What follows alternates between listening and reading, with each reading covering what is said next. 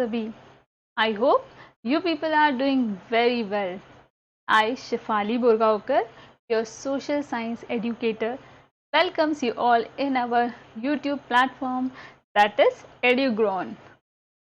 आज हम लोग पढ़ने वाले हैं क्लास 9th NCERT का एक बहुत important chapter that is constitutional design. So, are you people ready? This is a very interesting chapter. So let's proceed with it. अब हम आगे बढ़ते हैं कॉन्स्टिट्यूशनल डिज़ाइन के साथ. कॉन्स्टिट्यूशनल डिज़ाइन, अच्छा before proceeding I want to say that कि due to pandemic NCERT ने कुछ पार्ट को डिलीट कर दिया है.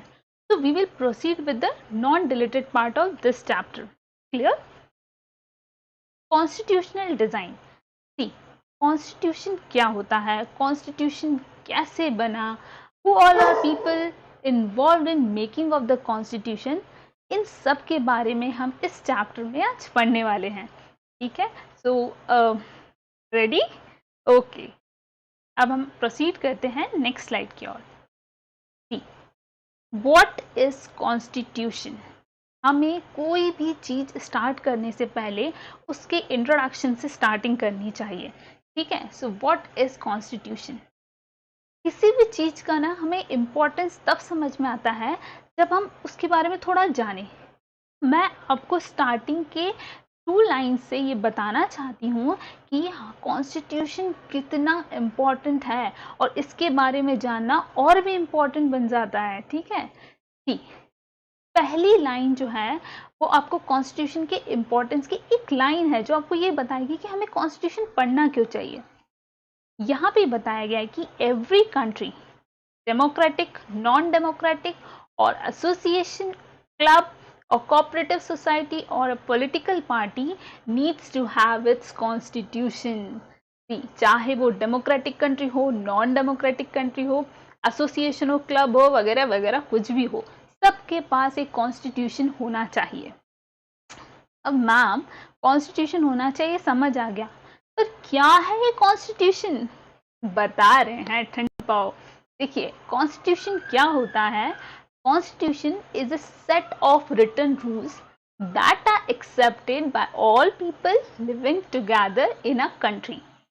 कॉन्स्टिट्यूशन क्या होता है? एक रूल बुक होती है, एक बुक होती है एक्चुअल में. ठीक है, जिसमें बहुत सारे रूल्स लिखे रहते हैं कि कैसे एक कंट्री प्रोसीड करेगी, कैसे एक कंट्री चलेगी आगे, कैसे उसकी गवर्नमेंट वर्क करेगी. ये सब किस में लिखा रहता है स्टूडेंट्स? ये सब एक बुक में लिखा रहता है. उस बुक का नाम क्या है? कॉन्स्टिट्यूशन. ठीक है, देखिए इसको ना, ये तो ठीक है, अब इसको थोड़ा सा प्रैक्टिकल एग्जाम्पल से समझते हैं, हमारे डेली लाइफ से जोड़ते हैं इसको. ये समझ लीजिए कि आप एक गेम खेल रहे हैं. एक गेम मार्केट से लेके आए, फिर लूडो. ठीक है, लूडो लेके आए, लूडो के साथ आपको एक बुक मिलती है, उसकी रूल बुक कि कैसे इस गेम को खेलना है. ठीक है, उसमें 4 प्लेयर्स बैठे हैं, एक रूल बुक मिली है कि इस गेम को ऐसे ऐसे से खेलना है. हम चारों ने उस रूल को एक्सेप्ट किया और हमने गेम खेलना स्टार्ट कर दिया. अगर हम चारों में से एक भी व्यक्ति उस रूल को नहीं मानेगा तो क्या होगा? हम वो गेम ही नहीं खेल पाएंगे. गेम तो कुछ गेम ही नहीं बचेगा वो, है ना. इन द सेम वे, जैसे लूडो की रूल बुक थी, वैसे ही हमारी कंट्री को चलाने के लिए एक बुक होती है. उस बुक का नाम है, उस रूल बुक का नाम है कॉन्स्टिट्यूशन. और जो 4 लोग हैं, वैसे ही हमारी कंट्री में इतने सारे लोग हैं, उन सबको कॉन्स्टिट्यूशन मानना पड़ता है जिससे ये कंट्री स्मूथली रन कर सके. क्लियर? तो ये हुआ कॉन्स्टिट्यूशन. अच्छा, नेक्स्ट पॉइंट है, it is the supreme law of the country. Constitution क्या होता है? सुप्रीम लॉ है of the country. Her country में सबसे ऊपर कौन होती है? सुप्रीम कोर्ट होती है. ठीक है, लेकिन क्या होता है, कभी कभी जब सुप्रीम कोर्ट के पास भी कंफ्यूजन की स्थिति होती है, तो वो भी किसी न किसी चीज को रेफर करती है. वो चीज है नन अदर देन कॉन्स्टिट्यूशन. इसीलिए कॉन्स्टिट्यूशन क्या है? Supreme law of the country. Clear? अब हम आगे बढ़ते हैं 3rd पॉइंट पे. Constitution determines the relation among people living in a territory. जो कॉन्स्टिट्यूशन है वो हमें ये बताता है कि हमारे बीच में और बाकी लोगों के बीच में क्या रिलेशन होना चाहिए, हमें कैसे लोगों से इंटरेक्ट करना है. सबके, आपके, मेरे, मेरे, मेरे घर वालों के, सबके बीच का रिलेशन कौन बताता है? कॉन्स्टिट्यूशन में डिफाइन है।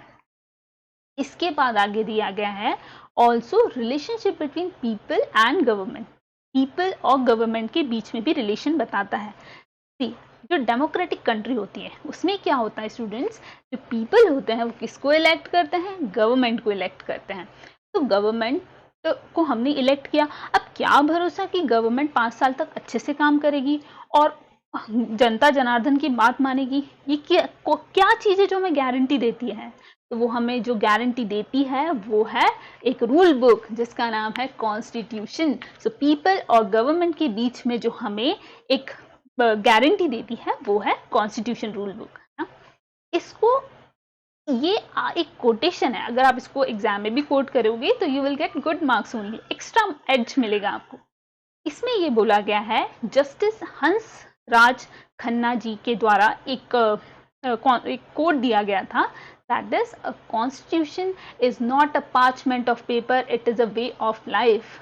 कॉन्स्टिट्यूशन एक पेपर का टुकड़ा नहीं है, ये हमारी लाइफ को चलाने का एक जरिया है, एक बुक है, ठीक है। So constitution is most important book जो हमारी कंट्री जिसके थ्रू रन कर सकती है स्मूथली। यहाँ तक क्लियर हो गया है आई होप। अब हम नेक्स्ट स्लाइड की ओर प्रोसीड करते हैं। Role and importance of constitution. Constitution के बारे में तो पढ़ लिया मैम हमने, अब क्या है इसके इम्पोर्टेंस, क्या है इसके रोल, क्या है इसके मेरिट्स, ये सब चीजें हम अब आगे पढ़ेंगे।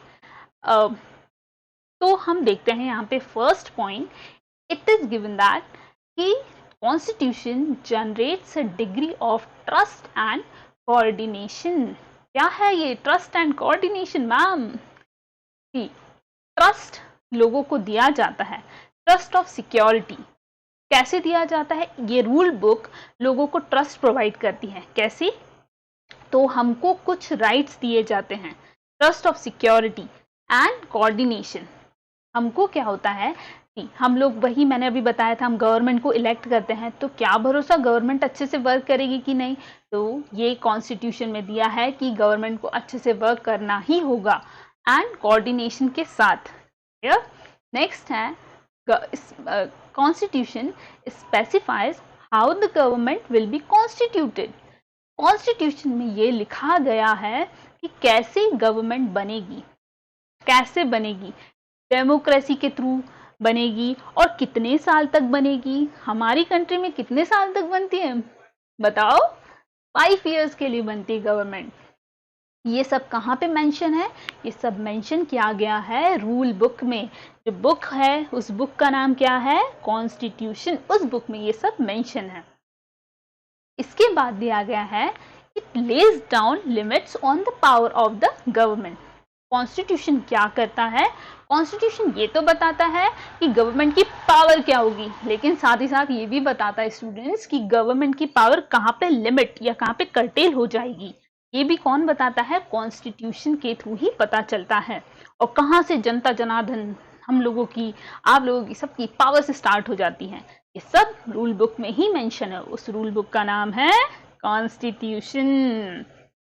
नेक्स्ट है, constitution tells us what are the rights of the citizens. Citizens को कुछ राइट्स मिले गए हैं, कुछ राइट्स है जिसको जनता से छीना नहीं जा सकता है।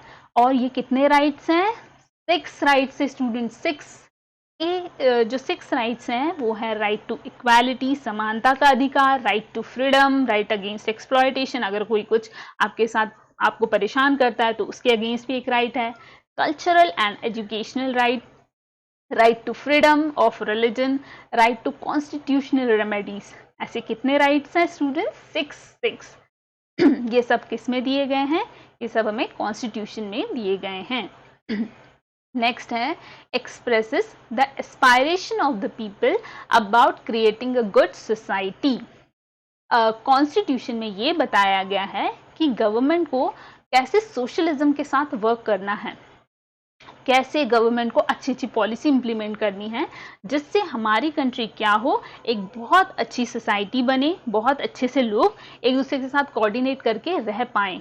ऐसी पॉलिसीज ना बनाए गवर्नमेंट जिससे अमीर सिर्फ अमीर रहे, गरीब गरीब होता जाए। No no no, nothing like that. कैसे बनानी है पॉलिसी? ऐसी बनानी है जिससे गरीबों को भी फायदा हो और अमीर अमीर ही रहे, ऐसा नहीं कि वो गरीब हो जाए, है ना। ओके, नेक्स्ट हम बढ़ते हैं आगे की स्लाइड की ओर। Okay, these are the lines given in your NCERT.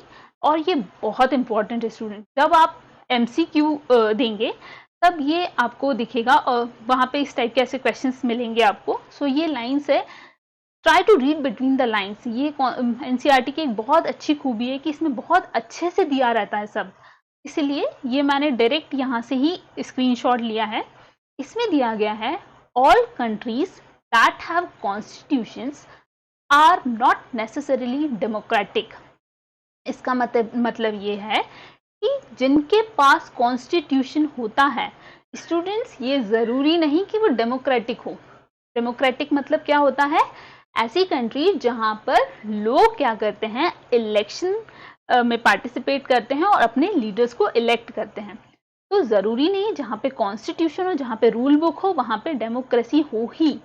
But याद रखिएगा, जहां पे डेमोक्रेसी है वहां पर कॉन्स्टिट्यूशन का होना जरूरी है।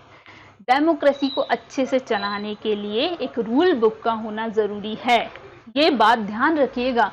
डेमोक्रेसी के लिए कॉन्स्टिट्यूशन का होना जरूरी है। अच्छा मैम, ये कैसे जरूरी बना? एक क्वेश्चन तो आ ही रहा होगा आपके मन में। तो ये जरूरी ऐसे बना कि जब अमेरिका, आगे की नेक्स्ट लाइन में दिया है, जब अमेरिका ब्रिटेन से आज़ाद हुआ तो लोगों को बहुत डर था कि ऐसा ना हो कि कहीं वापस से ब्रिटेन उन पर हमला कर दे, मतलब इन द सेंस कि उनको अपनी कॉलोनी बना ले, ऐसा ना हो। तो इस वजह से अमेरिकन्स ने अपने यहाँ की जनता को क्या दिए, कुछ राइट्स दिए, और वो राइट्स एक रूल बुक में लिखे थे और वहाँ पे कॉन्स्टिट्यूशन बना। तो ऐसे ही एक और कंट्री थी फ्रांस। फ्रांस ने क्या किया, अपनी कंट्री में फ्रेंच रिवॉल्यूशन के बाद वहाँ पर उन्होंने कॉन्स्टिट्यूशन बुक बनाई और कॉन्स्टिट्यूशन बना के अपनी कंट्री में रखा। ठीक है, तो ये दोनों ही कंट्री में डेमोक्रेसी थी, तो इस वजह से ये एक चलन चालू हो गया कि जिस कंट्री में डेमोक्रेसी है वहाँ कॉन्स्टिट्यूशन होना जरूरी है। क्यों जरूरी है? नहीं भी होगा तो चलेगा ना? नहीं चलेगा, क्योंकि इतनी सारी जनता को एक साथ लेके चलना मुश्किल हो जाता है। दैट्स वाई कॉन्स्टिट्यूशन का होना बेहद जरूरी है। ठीक है, आगे बढ़ते अब हम। Okay, making of the constitution. ये क्वेश्चन आपके दिमाग में आ रहा होगा, कॉन्स्टिट्यूशन इतनी अच्छी बुक है, ये बनी कैसे होगी, कैसे बनी होगी? ये आ रहा होगा ना, ये क्वेश्चन दिमाग में आना चाहिए। ठीक है, अब हम इसको आगे समझते हैं। ये एक स्टोरी की तरह समझिएगा, ये बहुत इंटरेस्टिंग स्टोरी है। Constitution was drawn up under very different circumstances. Constitution एक बहुत प्रॉब्लमेटिक सिचुएशन के अंदर बना है। वो प्रॉब्लमेटिक सिचुएशन क्या थी? It was partition between India and Pakistan. 1947 में दोनों कंट्री, दैट इज भारत और पाकिस्तान, ये दोनों अलग हो गए। यहाँ पे आपको झंडे दिख रहे होंगे, दोनों के फ्लैग्स दिख रहे हैं। ये रहा पाकिस्तान का और ये रहा भारत का। इन दोनों के बीच में क्या हुआ? पार्टीशन हुआ दोनों कंट्रीज के बीच में, और इंडिया पार्टीशन के बाद एक अलग कंट्री बना on the basis of religious differences.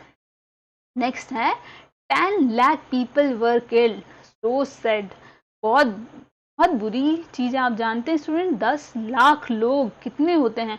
वो लोग बॉर्डर पर मर गए। सोचिए 10 लाख लोग। ऐसी सिचुएशन में कॉन्स्टिट्यूशन बनाना कितना डिफिकल्ट होगा ना। पर बहुत अच्छी रूल बुक ये बन के सामने आई है, इसको हम आगे और पढ़ेंगे। अब क्या हुआ था कि ब्रिटिशर्स ने 200 साल तक राज किया और जाते जाते गड़बड़ काम कर गए।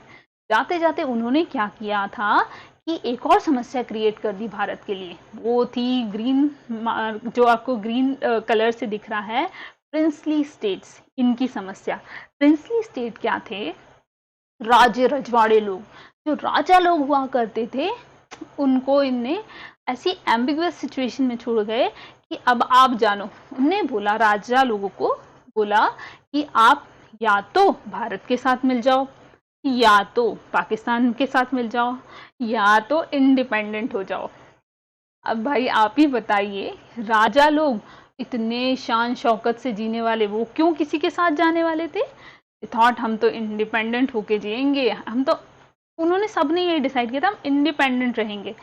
और उनका भारत के साथ मर्ज होना बहुत डिफिकल्ट टास्क था। ऐसे में कॉन्स्टिट्यूशन का बनना, उनको लेकर बनाना है कि नहीं बनाना है रूल बुक, ये बहुत डिफिकल्ट टास्क था। पर आगे आगे आगे देखिए क्या होता है, द पाथ टू कॉन्स्टिट्यूशन। इसके पहले हम एक फ्लैशबैक में जाते हैं। फ्लैशबैक ये था कि 1928 में Motilal Nehru ji was the father of Jawaharlal Nehru ji. उनके साथ 8 अदर लीडर्स ने मिलकर पहले, आज़ादी से इतने साल पहले ही एक ड्राफ्ट प्रिपेयर किया था कॉन्स्टिट्यूशन फॉर इंडिया, इंडिया का कॉन्स्टिट्यूशन का। पहले 1928 में, कितने साल पहले, सोचो ये कितने विजनरी लीडर्स हुआ करते थे। स्टूडेंट्स आप सोच सकते हो, इन्होंने पहले ही कुछ कुछ चीजें सोच के रखी थी कि हाँ जब हमारा कॉन्स्टिट्यूशन बनेगा तो हम ये चीजें इसमें डालेंगे, और उन्होंने एक अपना ड्राफ्ट प्रिपेयर करके भी रखा था। उसके बाद 1931 में, ये हम क्या देख रहे हैं, फ्लैशबैक देख रहे हैं, ठीक है। 1931 में जो एक रेजोल्यूशन पास हुआ था कराची सेशन में। कराची सेशन क्या था मैम? कराची सेशन क्या था कि इंडियन नेशनल कांग्रेस, एक कांग्रेस हुआ करती थी जो आज़ादी के लिए काफ़ी लड़ी थी, काफ़ी स्ट्रगल किया था। उन्होंने कराची में, कराची एक सिटी है जो अभी पाकिस्तान में है, कराची में एक सेशन किया था। सेशन मतलब एक बैठक की थी, किसने? आईएनसी ने बैठक की थी और डिसाइड किया था कि हमारा कॉन्स्टिट्यूशन कैसा होगा, how independent India's constitution should look like, कैसा होगा हमारा कॉन्स्टिट्यूशन, ठीक है। अब इन दोनों डॉक्यूमेंट से, दोनों डॉक्यूमेंट्स मतलब एक मोतीलाल नेहरू जी ने बनाया हुआ डॉक्यूमेंट और दूसरा जो कराची सेशन में बने हुए डॉक्यूमेंट से कुछ चीजें निकली जो हमारे कॉन्स्टिट्यूशन में अंदर डाली गई थी, और वो 3 चीजें दोनों में कॉमन थी। What are these 3 things? सबसे पहला था यूनिवर्सल अडल्ट फ्रेंचाइजी। ये क्या होता है ma'am? Universal adult franchise means 18+ को वोटिंग राइट्स देना। नेक्स्ट है right to freedom and equality, लोगों को स्वतंत्रता और समानता का अधिकार देना। ये किस में बताया था? ये दोनों डॉक्यूमेंट्स में कुछ कॉमन चीजें निकल के आई थी, उसमें था। Next, protecting the rights of minorities. Minorities क्या होता है मैम? माइनॉरिटीज, देखिए क्या होता है कि 2 लोग होते हैं किसी भी कंट्री में, 2 टाइप के, कुछ होते हैं मेजॉरिटी में, कुछ होते हैं माइनॉरिटी में। मेजॉरिटी मतलब जैसे हम भारत की बात करें तो यहाँ पे हिंदू ज्यादा हैं, तो हिंदू लोग कौन है? मेजॉरिटी में है। वहीं कुछ लोग जैसे जैन, पारसी, मुस्लिम, ये क्या है? माइनॉरिटी में, इनकी जनसंख्या कम है। तो हमें क्या है, ऐसा ना हो कि जो मेजॉरिटी है, जो हिंदू लोग हैं या कोई भी जो मेजॉरिटी में है, वो लोग इन माइनॉरिटीज को डोमिनेट करें। ऐसा नहीं होना चाहिए ना, इन लोगों का भी अपना एक हक है। तो इस हक को दिलाने के लिए इनको भी कुछ राइट्स दिए गए, राइट्स देने की मांग उठी थी। तो ये याद रखिएगा, ये 3 चीजें निकल के आई थी। नेक्स्ट है सोर्सेस ऑफ इंडियन कॉन्स्टिट्यूशन। यार इतनी बड़ी बुक, इतनी मोटी बुक, इतनी बल्कि लेंथेस्ट बुक बनाने के लिए कुछ ना कुछ तो सोर्सेस रहे होंगे, कुछ चीजें थी, कहाँ से ये सब चीजें आई, क्या सोर्स रहे होंगे, ये हम देखेंगे। सोर्स एक्चुअली क्या होता है, देखिए हम इसको थोड़ा प्रैक्टिकली देखते हैं। अगर सपोज करिए कि मैंने सोचा मैं एक आईएएस ऑफिसर बनूंगी, ठीक है, तो मेरे अंदर कुछ तो सोर्सेस रहेंगे कि मैं क्यों आईएएस बनना चाहती हूँ। लाइक एग्जाम्पल कि मैं, हो सकता है मैं वुमेन्स के एम्पावरमेंट के लिए वर्क करने के लिए, या मुझे और ऐसे मुझे कुछ सोर्सेस रहे होंगे मेरे बैक में जो मुझे आईएएस बनने के लिए प्रिपेयर कर रहे हैं, है ना। तो वैसे ही कॉन्स्टिट्यूशन बनने के पीछे भी बहुत सारे सोर्सेस थे। सोर्सेस क्या थे, आइए एक एक करके देखते हैं। सबसे पहले है government of India act 1935। Government of India act 1935 से कुछ चीजें ली गई और बोलते हैं मैक्सिमम चीजें यहीं से उठाई गई। ये एक कानून था जहां से कुछ चीजें उठा के कॉन्स्टिट्यूशन में डाली गई। कौन से कॉन्स्टिट्यूशन में? इंडिया के कॉन्स्टिट्यूशन में। I again repeat this thing कि कॉन्स्टिट्यूशन क्या है? Rule book. उसके बाद फ्रांस में क्या हुआ था? रिवोल्यूशन हुआ था और वहां से कुछ आइडियल्स, मतलब वहां से कुछ अच्छी अच्छी चीज हमने अपने कॉन्स्टिट्यूशन में डाली, जैसे इक्वालिटी, लिबर्टी। ये सब कहां से डाली है हमने? फ्रांस से। ठीक है। नेक्स्ट है ब्रिटेन से हमने डाला है प्रैक्टिसिंग पार्लियामेंट्री डेमोक्रेसी।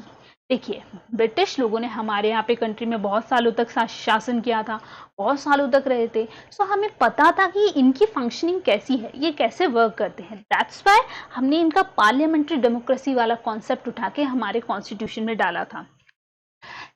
दो टाइप से गवर्नमेंट चलती है। पहला होता है प्रेसिडेंशियल फॉर्म ऑफ डेमोक्रेसी और दूसरा होता है पार्लियामेंट्री फॉर्म ऑफ डेमोक्रेसी। इसको थोड़ा शॉर्ट में समझिए, ये कुछ आपके सिलेबस में नहीं है, बट हाँ, just for the knowledge purpose. Presidential form of democracy में क्या होता है कि प्रेसिडेंट बहुत सुप्रीम होता है, वहीं पार्लियामेंट्री फॉर्म ऑफ डेमोक्रेसी में पार्लियामेंट सुप्रीम होता है, लाइक हमारे लोकसभा, फिर राज्यसभा, और फिर प्रेसिडेंट के पास जाके कानून बनता है। ये हुई हमारे यहाँ की प्रोसेस। तो इसीलिए हमने पार्लियामेंट्री डेमोक्रेसी रखी थी हमारे कॉन्स्टिट्यूशन में, क्योंकि हम उससे वेल वर्स थे। Next is Russian socialism, welfare state. Russian socialism क्या है मैम? वेलफेयर स्टेट क्या होता है कि सभी को सभी को समानता मिले, जैसे कि कोई भी अगर कानून बन रहा है तो ऐसा ना हो कि वो सिर्फ अमीरों को देख के बने या गरीबों को इग्नोर करे। नो, ऐसा नहीं होना चाहिए। नहीं होना चाहिए ना बच्चा लोग, नहीं होना चाहिए। ठीक है, ये दोनों को ध्यान में रखते हुए कानून बनने चाहिए, उसे बोलते हैं वेलफेयर स्टेट। तो ये हमने कहाँ से लिया था? ये हमने रशिया से लिया था, ये कॉन्सेप्ट। कौन सा? सोशलिज्म का। तो इतनी सारी सोर्सेस से मिलके हमारा एक कॉन्स्टिट्यूशन बना है। Next is the constituent assembly. Constituent assembly क्या होता है? कॉन्स्टिट्यूशन को बनाने के लिए बहुत सारे लोग थे। उन सब लोगों के सब लोगों को मिला के एक सभा बनी थी, मतलब सब लोगों को, जो लोग थे ऐसे सब लोगों को मिला के जो बना था उसको बोलते हैं कॉन्स्टिट्यूएंट असेंबली। लोगों की सभा, लोगों का सभा। Drafting of the constitution was done by an assembly of representatives called constituent assembly. ये लोगों के ग्रुप को क्या कहते हैं जिन्होंने कॉन्स्टिट्यूशन बनाया? Constituent assembly. Elections of the Constituent Assembly was held in July 1946. याद रखिएगा बच्चा लोग, जुलाई 1946 में इन लोगों का इलेक्शन कंडक्ट हुए थे और इन लोगों ने जो फर्स्ट मीटिंग की थी वो की थी दिसंबर 1946 में। टोटल मेंबर्स वर 299। कितने मेंबर्स थे? 299 मैम। ये यहाँ पे इस फोटोग्राफ में 299 मेंबर्स नहीं है क्योंकि इतने लोग नहीं आ पाए इस फोटोग्राफ में। Next is 26 November 1949 adopted the constitution. याद रखिएगा ये दोनों जो डेट्स हैं, अभी एक और मैं बताऊंगी, इनको बहुत अच्छे से याद रखिएगा स्टूडेंट्स। ये आपको एमसीक्यू में क्वेश्चन इस टाइप के मिल सकते हैं। 26 नवंबर 1949 को कॉन्स्टिट्यूशन बन गया था, लेकिन हमने कॉन्स्टिट्यूशन को इनेक्ट किया था या इफेक्ट में लेके आए थे। कब लागू किया था उसको? 26 नवंबर 1950। ये दोनों ईयर्स अलग अलग हैं, डेट्स ऑल दो सेम हैं बट ईयर्स आर डिफरेंट। 1949 को अडॉप्ट किया था constitution, I again repeat this thing, और 1950 को उसको लागू किया गया था। नेक्स्ट इज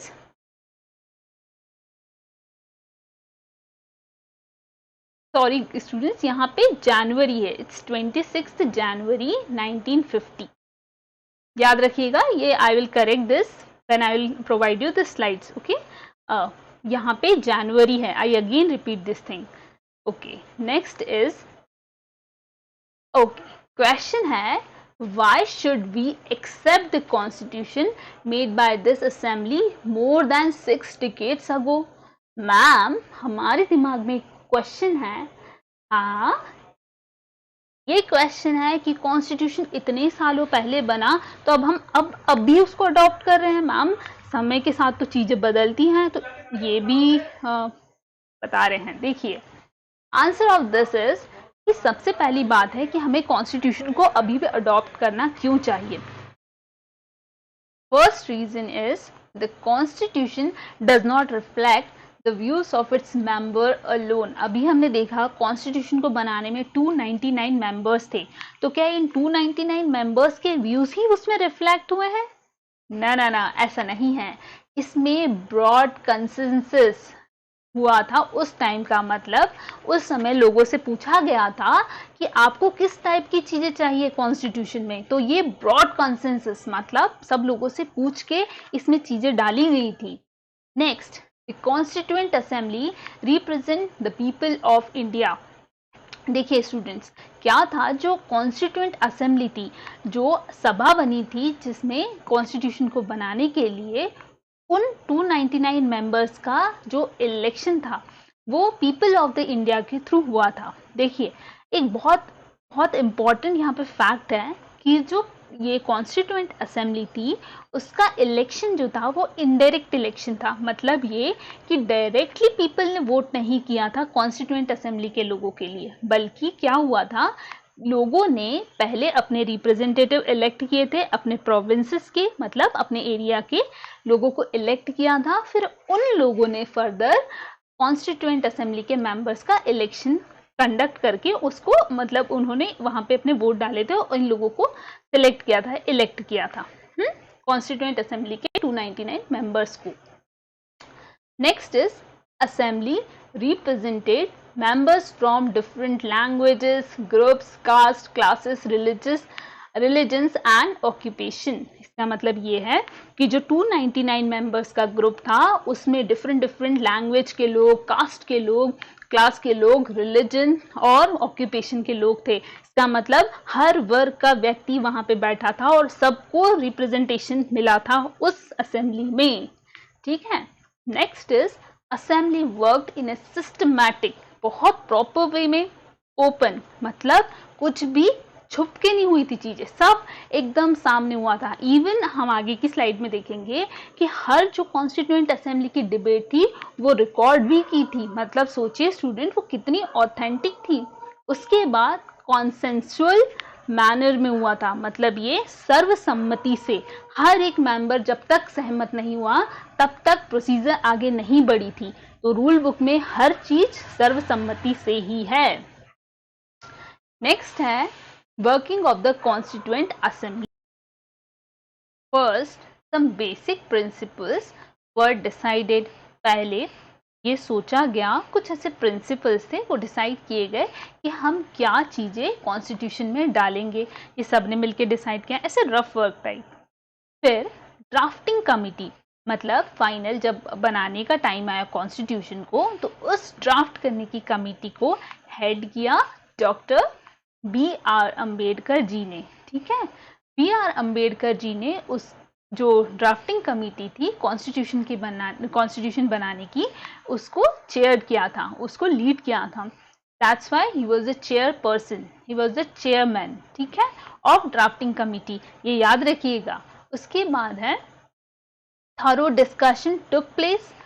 बहुत डिस्कशन हुआ, हर एक पॉइंट पे डिस्कशन हुआ कि क्या हमें ये चीज इस रूल बुक में रखनी चाहिए, क्या ये नहीं रखना चाहिए, हर चीज पे डिस्कशन हुआ प्रॉपर वे में। और उसके बाद जब कॉन्स्टिट्यूशन बना है तब से अभी तक देखा गया है कि 2000 अमेंडमेंट्स हो चुके हैं। कितने? 2000। अमेंडमेंट्स क्या होता है मैम? Amendments means changes. देखिए, समय के साथ चीजें बदलती हैं, बहुत सारी चीजें बदलती हैं, तो हमारे कॉन्स्टिट्यूशन में भी चेंजेस करने की जरूरत पड़ती है। इसीलिए 2000 टाइम समय के साथ बदलते हुए हमारे कॉन्स्टिट्यूशन में भी बदलाव किए गए। उसके बाद डेलिब्रेटेड फॉर 114 डेज। 114 डेज, सोचिए स्टूडेंट, इतने दिनों तक लगातार मीटिंग्स चलती रही और ये कॉन्स्टिट्यूएंट असेंबली मिलती रही। लगभग 3 इयर्स तक।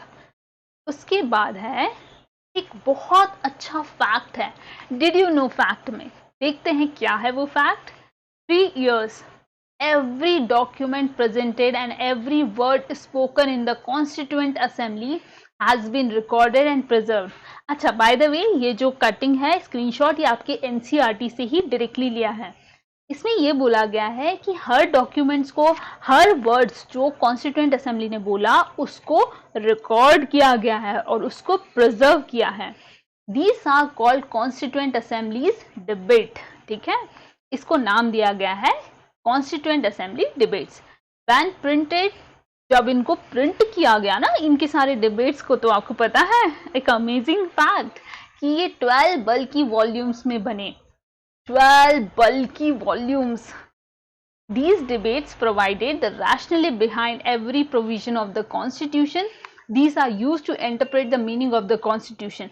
Sometimes क्या होता है, हम Constitution की जो लॉ वाली लैंग्वेज में नहीं समझ पाते हैं तो हम उसको रिकॉर्डेड वर्जन को सुनते हैं और क्या वो Constitution बोलना चाहता है ये हम समझते हैं। ठीक है, next is guiding values of the Indian constitution.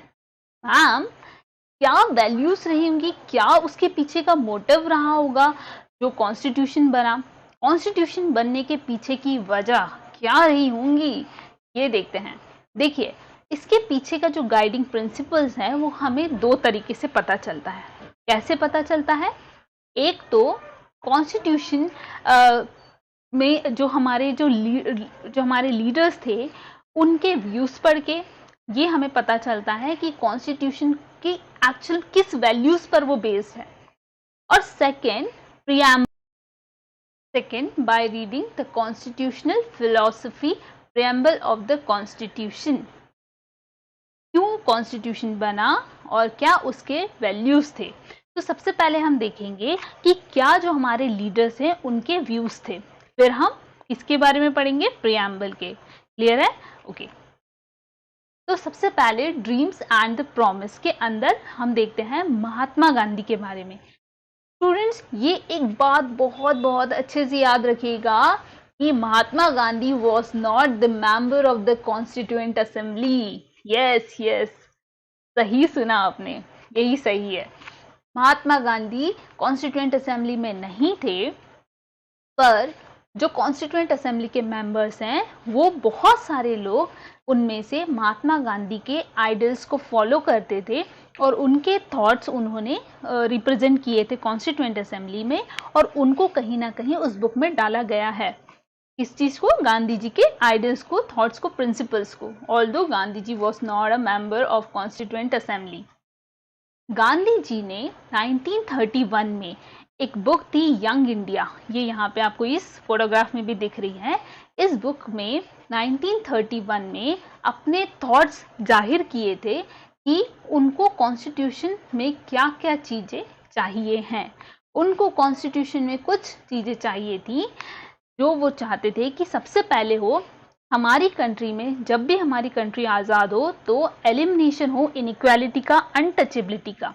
Next, prohibition हो ड्रिंक्स एंड ड्रग्स का, बिल्कुल पूरी तरह ड्रिंक्स और ड्रग्स खत्म हो जाए। इक्वल राइट्स हो फॉर वुमेन, हार्मनी हो, मतलब एकजुटता हो किसमें, अमंग कंट्री मैन में, सभी लोग साथ में रहें। ये गांधी जी हैं, आप सभी जानते हैं, ये चाहते थे इन सब चीज़ों को हमारे कॉन्स्टिट्यूशन में जगह मिले और ऐसा हुआ भी था। फिर है नेक्स्ट, हम अंबेडकर जी की बात करते हैं। अंबेडकर जी जो हैं वो इनइक्वालिटी को had a different understanding of how inequality could be removed. Gandhi ji कुछ अलग थॉट था गांधी जी का कि इनइक्वालिटी कैसे रिमूव होगी, वहीं बी आर अम्बेडकर जी का अलग थॉट था। अलग थॉट इन द सेंस कि बी आर अम्बेडकर जी चाहते थे उस समय कि उनको इलेक्टोरल रिप्रेजेंटेशन मिले। इनइक्वालिटी मतलब जो हमारे गरीब तबके के लोग हैं या कुछ पिछड़ा वर्ग जो थे उनको क्या मिले, एक अलग इलेक्टोरल रिप्रेजेंटेशन मिले। ऐसा गांधी जी नहीं चाहते थे। सो यहाँ पे दोनों में थोड़ा सा डिफरेंस क्रिएट हो गए थे। ये एक डॉक्टर अंबेडकर जी की एक बहुत अच्छी खासियत थी स्टूडेंट्स कि इनको जो चीज़ पसंद होती थी तो ये खुलकर बोलते थे, लेकिन जो चीज़ पसंद नहीं आती थी उसको भी वो बहुत प्रखरता से रखते थे सबके सामने। जैसे उन्होंने महात्मा गांधी को बहुत बार बिटरली क्रिटिसाइज किया था। उनको जो बात नहीं पसंद आती थी वो तुरंत बोल देते कि गांधी जी, वो बापू करके बोलते थे, बापू मुझे आपकी ये चीज़ सही नहीं लग रही, ये विजन मुझे आपका करेक्ट नहीं लग रहा है। जब कंक्लूडिंग स्पीच दी थी कॉन्स्टिट्यूएंट असेंबली में doctor B are Ambedkar ji ने, तब उन्होंने एंजाइटी, घबराहट प्रकट की थी कि बहुत सारी चीज़ों को लेके, स्पेशली इनइक्वालिटीज़ को लेके। तो ये अम्बेडकर जी के थॉट्स थे about constitution. Next is Jawaharlal Nehru. Jawaharlal Nehru gave his final speech to the Constituent Assembly at the stroke of midnight 15th August 1947. बहुत सारी मूवीज वगैरह में ये स्पीच आती है, स्टार्टिंग होती है किसी भी मूवी की, बहुत सारी मूवीज में ऐसा है। 15th अगस्त 1947 को जवाहरलाल नेहरू जी ने फाइनल स्पीच दी थी to the constituent assembly. Next, in his speech उन्होंने अपनी स्पीच में ये अर्ज किया था, लोगों से ये मांग की थी कि सिटीजन्स, हम एक प्लेज लेते हैं, एक प्रतिज्ञा लेते हैं कि हम हमारी कंट्री को सर्व करेंगे और हम फेलो सिटीजन्स के साथ अच्छे से रहेंगे, ह्यूमैनिटी, मानवता दिखाएंगे एक दूसरे के प्रति। ये चीज़ किसने बोली थी स्टूडेंट्स? ये बोली थी जवाहरलाल नेहरू जी ने। ये उनके थॉट्स थे। अब हम बात करते हैं फिलॉसफी ऑफ द कॉन्स्टिट्यूशन। ये हम बात कर रहे हैं हम नेक्स्ट प्रियम्बल की बात, ठीक है। प्रियम्बल जो है values that inspired and guided the freedom struggle form the foundation for the Indian democracy. देखिए क्या है प्रियम्बल, इसमें ये आगे की लाइन में बोला गया है, These values are embedded in the preamble of the Indian Constitution। मतलब ये कि कॉन्स्टिट्यूशन किस वैल्यूज पे, किस प्रिंसिपल्स पर बेस्ड है, ये हमें प्रियम्बल में ही पता चल जाता है। मैम, प्रियम्बल क्या है? प्रियम्बल स्टूडेंट एक इंट्रोडक्टरी स्टेटमेंट है। देखिए एक बुक है, बुक का जो फर्स्ट पेज है वो आपको इंट्रोडक्शन देता है इस पूरी बुक के बारे में। ये कुछ चीजें बताता है कि अंदर आपको इस बुक में क्या मिलेगा, कुछ मतलब ये अंदर की बुक के कुछ प्रिंसिपल्स वो सामने बताता है। क्या कौन बताता है? प्रियम्बल। प्रियम्बल बताता है पूरी वैल्यूज को, कॉन्स्टिट्यूशन की वैल्यूज को बताता है। They guide all the articles of the Indian constitution. The constitution begins with a short statement भी बोल सकते हैं प्रियम्बल को, and basic values known as preamble of the constitution. I hope आपको क्लियर है। इंट्रोडक्टरी स्टेटमेंट जो front पे दिया रहता है उसे हम क्या कहते हैं? प्रियम्बल ऑफ द कॉन्स्टिट्यूशन, जिसे हिंदी में प्रस्तावना कहते हैं। ये रहा आपका Indian constitution, sorry preamble of the constitution. Ma'am ये तो हमें देखा देखा सा लग रहा है, याद करिए याद करिए। यस एग्जैक्टली, आपकी एनसीईआरटी बुक्स में ये दिया रहता है। प्रियम्बल ऑफ द कॉन्स्टिट्यूशन बोलता है, We the people of India having solemnly resolved to constitute India into a sovereign socialist secular democratic republic and to secure all its citizens justice, liberty, equality, fraternity. In our Constituent Assembly this 26th day of November 1949, students अभी हमने इसकी बात की थी इसी date की, जो hereby adopt, enact and give to ourselves this constitution। मतलब इस दिन लोगों को ये कॉन्स्टिट्यूशन दिया गया था, बट इसे फाइनली लागू कब किया गया था? 26 जनवरी 1950 में। हम अब ये जो बोल्ड लेटर्स है इनको एक एक करके समझते हैं कि इनका मीनिंग क्या है। देखिए, be the people of India, preamble में बोला गया है be the people of India से स्टार्टिंग है। इसमें यह है कि ये कॉन्स्टिट्यूशन हम लोगों के द्वारा, इंडियन लोगों के द्वारा ही बनाया गया है और हमने ही अपने आप को ये कॉन्स्टिट्यूशन दिया है, ये रूल बुक दी है। इसे किसी भी बाहर के लोगों ने नहीं बनाया है, इसीलिए हमने इसकी स्टार्टिंग इसी चीज से की है, we the people of India. उसके बाद आता है सॉवरेन। इसका मतलब है संप्रभुता। दैट मीन्स, इसका मतलब ये है कि जो भी हमारी कंट्री की पॉलिसीज बनेगी या कुछ भी बनेगा वो इंडियन लोग ही बनाएंगे, उसे किसी फॉरेनर के प्रभाव में आके नहीं बनाया जाएगा। समझ आया? इसका मतलब फिर से मैं बता रही हूँ, सॉवरेन मीन्स हमारी कंट्री की जो भी पॉलिसीज रहेगी, जो भी कुछ रहेगा, वो सिर्फ इंडियन लोग ही बनाएंगे, उसे किसी के अदर के इन्फ्लुएंस में आके नहीं बनाया जाएगा। नेक्स्ट इज सोशलिस्ट, समाजवाद। इसका मतलब ये है कि जो भी पॉलिसीज बनेगी, जो भी गवर्नमेंट हमारे लोगों के लिए करेगी, तो उसको सोशलिज्म मतलब समानता या समाज की दृष्टि को देखते हुए बनाना है। मतलब कि ऐसा ना हो कि ये सिर्फ अमीरों के लिए बन जाए, गरीब के लिए कुछ ना बचे। ऐसा नहीं होना चाहिए ना, ऐसा नहीं होना चाहिए। अमीरों को भी अमीरी मतलब अमीरों के लिए भी हो और वो गरीबों के लिए भी हो, वो सबके सब तबकों को देख के एक पॉलिसी बनाई जानी चाहिए। इसे समाजवाद कहते हैं, इसे सोशलिज्म कहते हैं। Next is secularism. सेक्युलरिज्म मतलब होता है धर्मनिरपेक्षता। दैट इज हमारी कंट्री में कोई भी ऑफिशियल रिलीजन नहीं है, सबको आज़ादी है कि वो कोई भी रिलीजन फॉलो कर सकता है ना। जैसे मैं चाह रही हूँ कि मैं पारसी धर्म अपनाऊँ, मैं चाह रही हूँ मैं मुस्लिम हो जाऊँ, मैं चाह रही हूँ हिंदू हो जाऊँ, तो सबको फ्रीडम है स्टूडेंट, सबको फ्रीडम है कि वो कोई सा भी रिलीजन अपना सकता है। यही तो हमारी ब्यूटी है कॉन्स्टिट्यूशन की। कितना अच्छे से ये कॉन्स्टिट्यूशन लिखा है student, respect this. Then next is democratic. Democratic हमने इसके पहले भी एक लेसन पढ़ चुके हैं, वाई डेमोक्रेसी में। डेमोक्रेसी क्या होती है स्टूडेंट? जिसमें रूलर्स को इलेक्ट किया जाता है पीपल के द्वारा। मतलब हेरिडिटरी राइट्स नहीं होते हैं, जैसे ऐसा नहीं होता राजा का बेटा राजा बनेगा और किसी को मौका नहीं दिया जाएगा, नहीं।